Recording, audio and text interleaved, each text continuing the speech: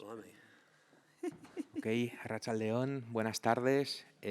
Bienvenidos a todos y a todas a una nueva rueda de prensa de la sección oficial del Festival de Cine de San Sebastián. Hoy presentamos la película Benediction. Tenemos para presentarla con nosotros al actor Jack Lowden, al productor Mike Elliott y tenemos también de manera virtual al director, a Terence Davis. Ya sabéis, si queréis aprovechar ahora a sacar unas fotillos y empezamos. Hello, Terence. Nice meeting you. Pues si os parece, si me levantáis la mano para las posibles preguntas que tengáis, yo quería comenzar con una pregunta de cosecha propia para el director de la película.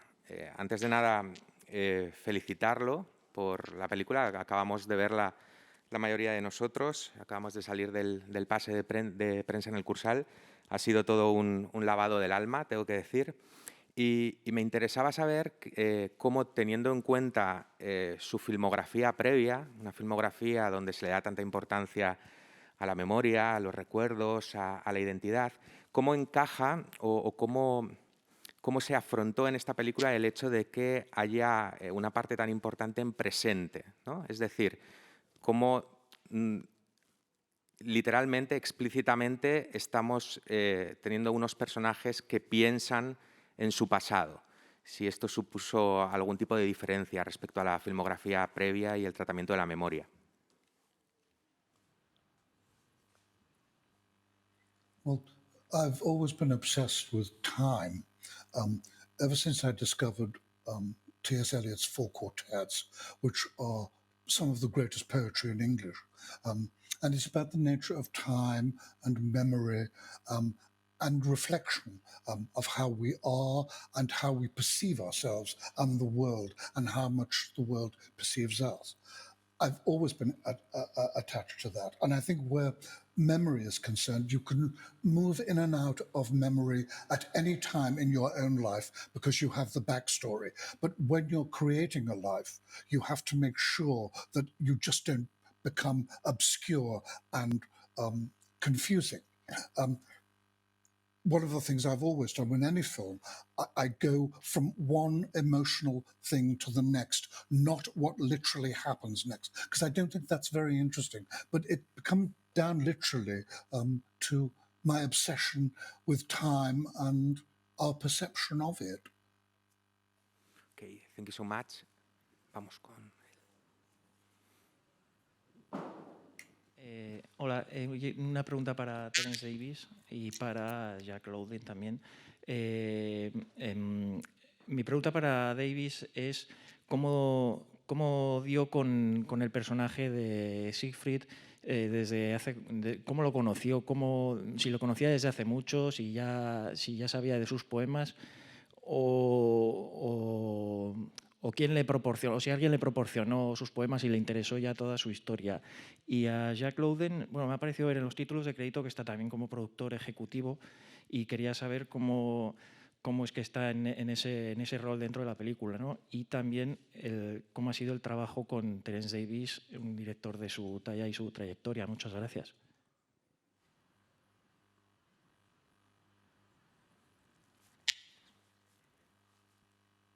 Is Terence answering first? Shall I answer first? Go on, Terry. Yeah, as you like. I mean, if you want to go first. Well, I discovered Siegfried Sassoon when I was about to go to drama school. Those days you had to do a piece of Shakespeare and a piece of your own choice. And I did Concert Interpretation by Sassoon, which is a great poem, a great comic poem about the first performance in Britain of The Rite of Spring by Stravinsky. Wonderful poem, wonderful language. And I didn't really know him as much as I knew Rupert Brooke and Wilfred Owen, who were the other two great war poets who were both killed. I then had to research this film, which was massive. I mean, 3 huge biographies. He went everywhere, he knew everybody, and it was very difficult to decide what to leave out. So what I did was I responded to the things in his life that I thought I could dramatize. The fact that he was gay, and I am. The fact that he got married, which a lot of gay men did in the 30s. His poetry becoming a great poet because of the First World War. And then finally, the most shocking thing of all, he becomes a Catholic, and I speak as an ex-Catholic, and I wonder, why on earth did he do it?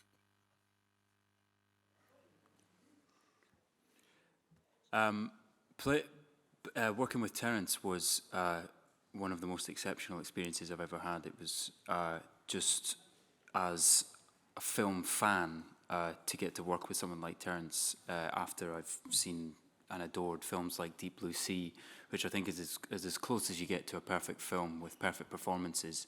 It was a little bit terrifying to be handed the opportunity to then be in one of his films. But for me, more than anything, the opportunity to play Sassoon was a great honor. To play him, to play a man of his bravery and honesty is very rare now in film, particularly someone who existed and, you know, in particular the First World War. The way that that's covered in the film and the way that he tackled the First World War, to have at first been very, very pro-war and gone to war and actually been a terrific soldier and a terrific leader by all accounts. In fact, was nicknamed Mad Jack. He was that brave. Was quite incredible to then produce that letter that he did, that basically said that we thought war was a fool's errand. And it was, and that war, the First World War in particular, back at home, is remembered with a great sentimentality, and it's very important that these films are made to remind us, in particular, back home, of how much of a disaster that war was, and how it robbed people of their lives for very little reason. And to play somebody who realised that in the thick of it, and take the stand that he did, where he might have gone to jail or at worst been shot, is a real honour. And particularly when I read his letter, the very letter that he wrote that is in the film, I found that the most difficult part of making the film. And we actually did that the day, 2 or 3 days before we actually started shooting. That was the most terrifying part. And that's probably not answering your question, but I can't remember the question. But so I've made my own question up. Hopefully that it still answers something that someone wants to know. Yeah, there you go.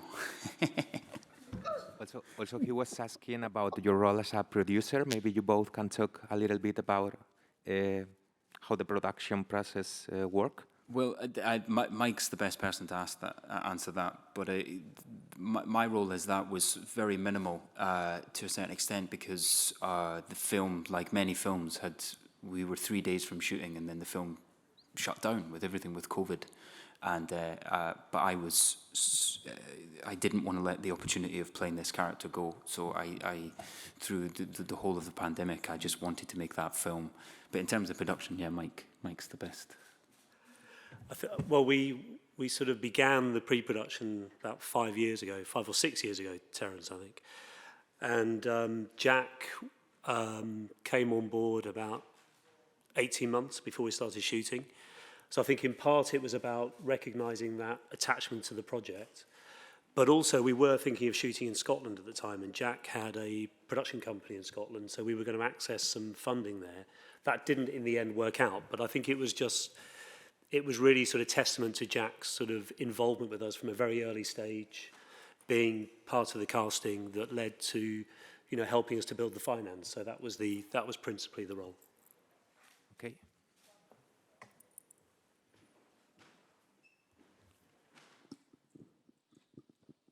Hi, my question is for Jack. The dialogues are beautifully written, but they look so hard to remember. How do you memorize a script like that? Do you have any tricks? Is it as hard as it seems? It's very hard when the script is really bad, which I think every actor under the sun will tell you they've had an experience with. This, fortunately, was not one of those experiences. Lines are very difficult to learn when they don't make sense. And every single one of Terence's lines made complete sense. Each line was the natural responder to the one before it. And it's very, very rare to find a script like that. And so it's a lot easier to learn. I also have the added thing of I very rarely get to use my own accent. I've played maybe 2 roles in my own accent for whatever reason, but I find it hard to learn lines in a different accent. So to learn this, I would first learn it in my own accent and then stick on the RP, as it's called in the UK, the sort of posh English accent. But it was very, very easy to learn the lines. But of course, because of the pandemic, I learnt the lines in, January 2020, and then I had about 8 months to make them even more second nature. And I ran them a lot in the bath. With, which I don't know why that was the natural place to run Sassoon's lines, but it felt very apt. And I also played a lot of Ivor Novello music whilst I was in the bath for about 6 months. A lot of his piano arrangements were wonderful to learn lines by, and I'd highly recommend it. Yeah.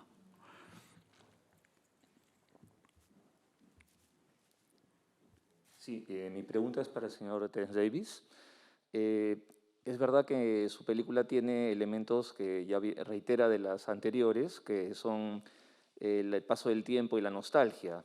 Pero a pesar que sus personajes siempre están tratando de ser ellos mismos, de tener un regocijo, acaban pues invadidos por un sentimiento de amargura en los cierres, ¿no? ¿Qué reflexión le motiva eso, ¿no? Acerca del derrotero de sus personajes?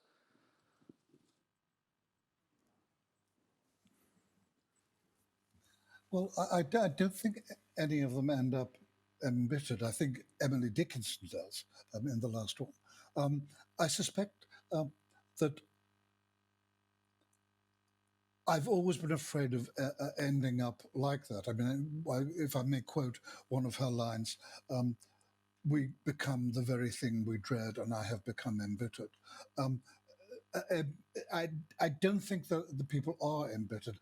I think they're shocked by what has happened and how they respond to it, which is not the same thing. I think they may come close to despair, which is the most unbearable of all things. But I don't think that they're embittered. But in a way, isn't everybody constantly trying to find what they think they are? Some people may achieve it. I mean, I haven't.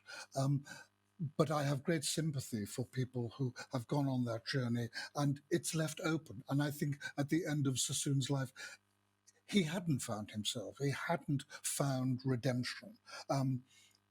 Because in the end, if you don't find it within yourself, then you never find it at all. You can't find it through other people, art, or religion.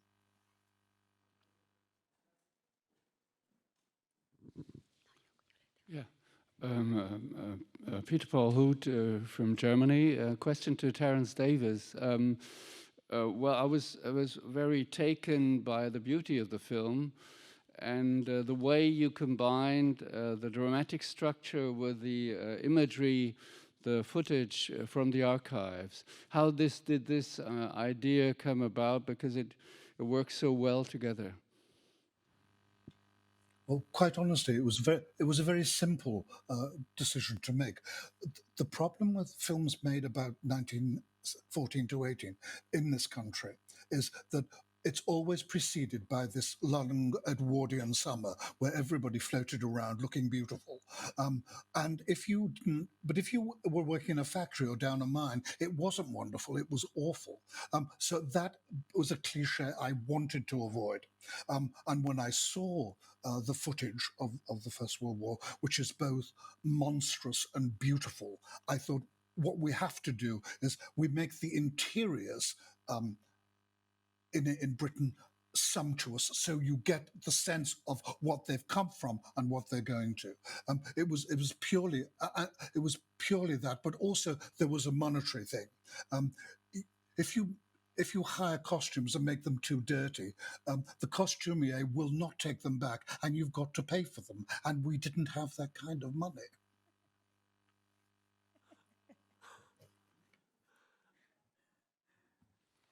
Hi, it's Rodrigo from Brazil. A question to Terence Davis. Two questions, in fact. The first one, I would like to hear a few words about your work with Nicola Daly, your cinematographer. And the second question is, this film, Benediction, is one of the most powerful cinematic experiences of this festival. And as your cinema usually is, but how to deal with this cinematic dimension in times of streaming culture? How do you face your films on a digital platform, Mr. Davis? I have absolutely no idea. I'm a complete technophobe. I can't do anything. I've got a mobile phone, but if people leave messages on it, I can't retrieve them. I'm really hopeless. What was important to me was that the film got made. I have no idea how it's going to be shown. I hope it's going to be shown in the cinemas. I hope it goes on television. The problem it always is there are now so many ways of watching films, and I don't really want to watch my film on a toaster. That's not very good. That's not terribly exciting. So I have no idea. I have no idea how it's shown now. The best way is, of course, in a cinema, in the dark, with the light flickering above you at 24 frames per second. You create magic for a whole lot of people, but individually, everyone thinks the secret is only being told to me. That's the real magic at 25 frames per second. And also the question about the cinematographer. I hadn't seen any of her work, and I interviewed 3 cinematographers, and I just felt she was right. It's as vague as that. I just sort of knew. You can tell. I just thought, I think she'll be pretty good, and pretty good she was too.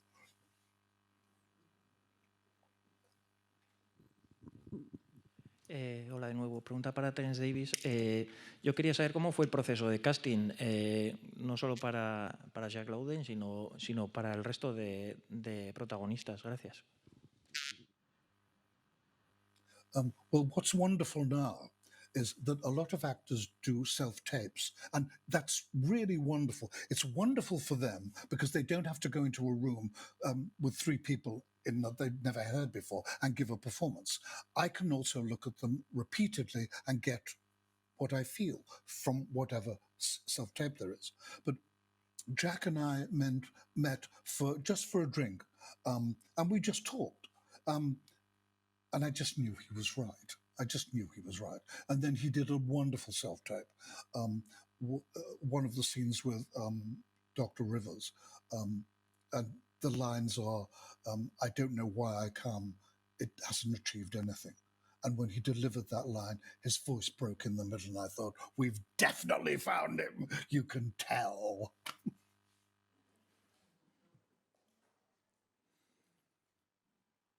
Hi, I have a question for Terence Davis. Nowadays, there are a lot of movies with gay characters, but when you started, there weren't almost any.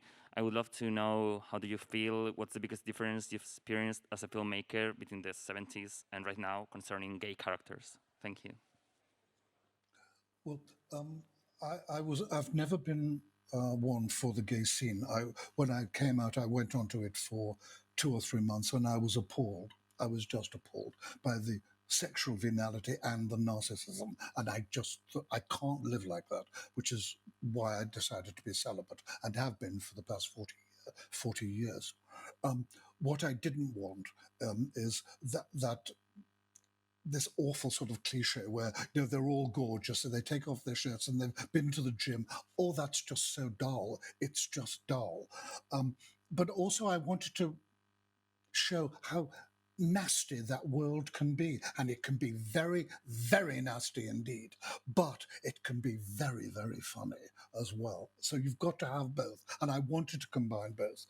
But also what you also must remember, Sassoon was from the privileged classes, and a lot of gay men from that class got away with it because they knew people. If you were lower middle class or working class, you went to prison for 2 years. Because in my country, homosexuality was a criminal offence until 1967. But apropos that, what is wonderful about young gay people now, they are able to say what they are, how they are, and not have that dreadful contempt that used to be especially in the word queer, which I really do hate, because when I was growing up in the 50s, it was said with such hatred and viciousness, I cannot use it. So I think we've moved on a lot since then. But I just didn't want it to be, good-looking men taking their clothes off, because there's nothing more more boring. The only thing that's more boring than that is watching Formula One racing. Sí, a mí de hecho yo tenía una pregunta en relación a algo que estaba comentando, que es que todas las películas de Terence Davies como director tienen un gran trabajo de montaje, de fotografía, de puesta en escena, también de guión y de diálogos, pero en este caso concreto los diálogos son continuamente ingeniosos, mordaces, representando un poco este mundo, ¿no? ¿Costó mucho llegar ahí o salió de una forma natural?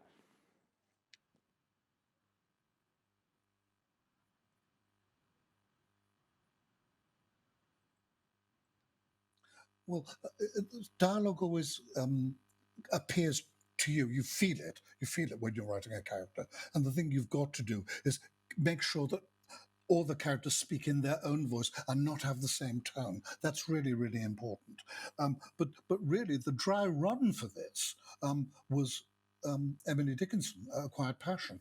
That family were very well educated, very sharp, and I wanted it to be sharp as well, and I wanted this to be sharp as well, because they were of that sort of background where they had that ease with language, going to an extreme where Edith Sitwell is concerned.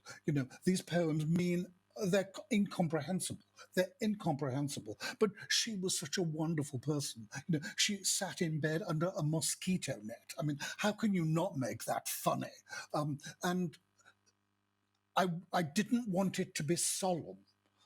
Because he's a great poet and he had a hard life in many ways, I didn't want it to be solemn, because there's nothing better than passion and humor. Humor's wonderful. And I do think still, even in this country, in the modern age, the British are very, very funny, and particularly parts of the country, particularly the north of England.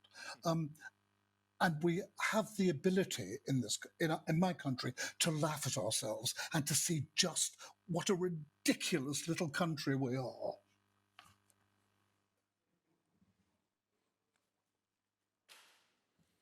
Hi, it's Rodrigo again from Brazil. I would like to understand, Mr. Davies, what's the biggest challenge of dealing with the word, the spoken word, in a film about poetry, and how to deal with the lyrical dimension of silence in a film about a craftsman of verses, of poetry? Well, the template was 4 quartets by T.S. Eliot.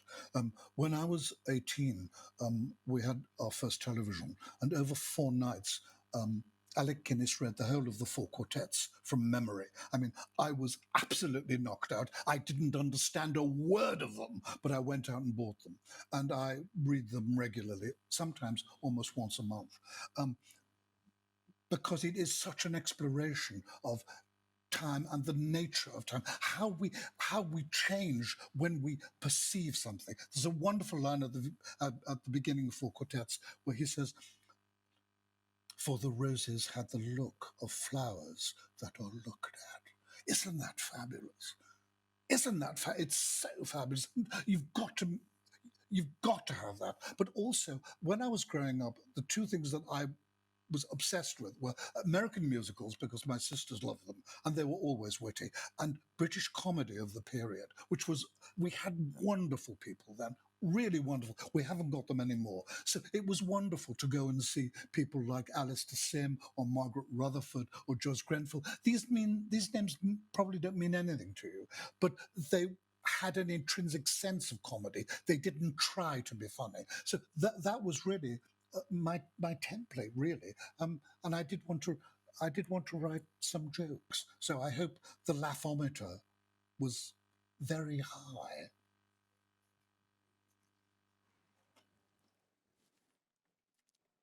Hi, Cedric Souchively, International Cinephile Society.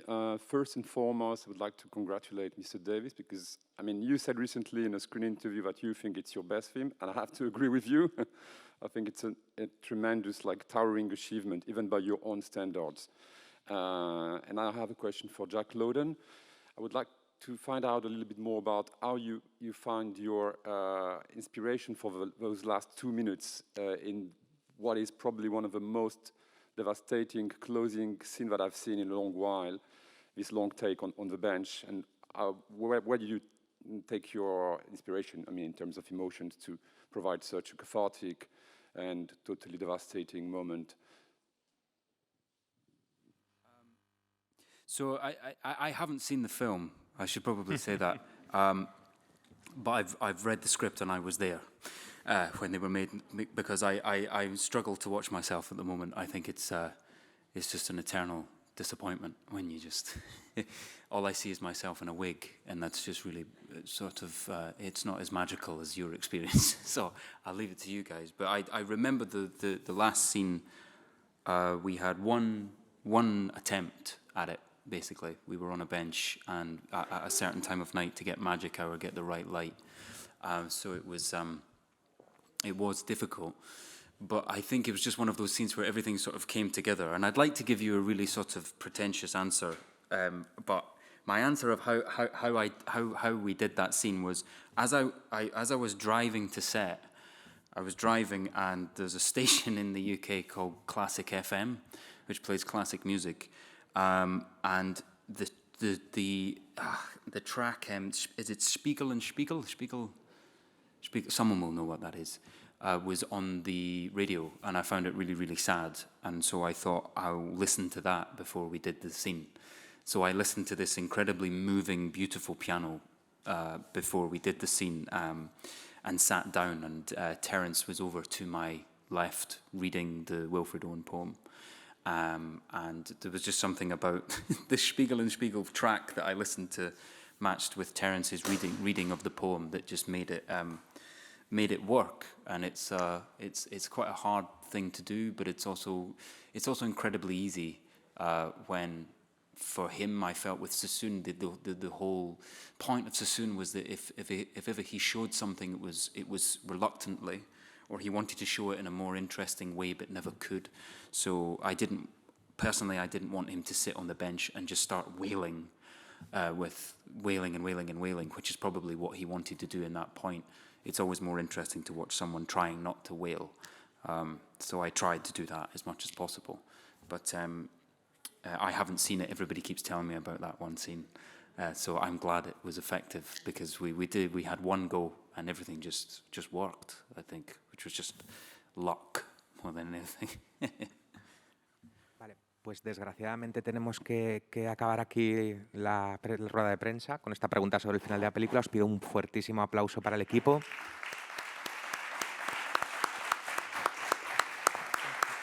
Thank you.